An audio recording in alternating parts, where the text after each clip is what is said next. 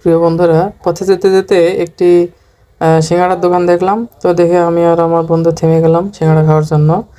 তো আসলে জায়গাটাও অনেক সুন্দর ছিল, একদম প্রাকৃতিক সৌন্দর্যে ভরপুর। দেখুন, চারপাশে সবুজ ধান ক্ষেত এবং ঝড়ের গতিতে বাতাস বইছে। আসলেই মনটা ভরে গেল। খুব সুন্দর একটি জায়গা, এত সুন্দর একটা পরিবেশ।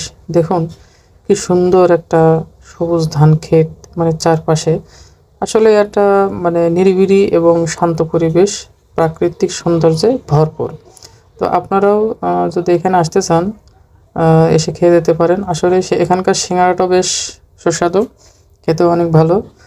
আমি আর আমার বন্ধু খুব তৃপ্তি দিয়ে সেটা খেয়েছি, খুব ভালো লাগলো। তো এখানে যদি আপনারা আসতে চান, তাহলে আপনাদের ঝিনাইদহ পাগলাখানা স্ট্যান্ড থেকে ড্যাফলবাড়ি যে রাস্তাটা, ওই রাস্তাটা আসতে গেলেই ভবানীপুর বটতলা, এখানে পাবেন এই সুস্বাদু সিঙ্গাড়ার দোকান। ভালো থাকবেন সবাই, আল্লাহ হাফেজ।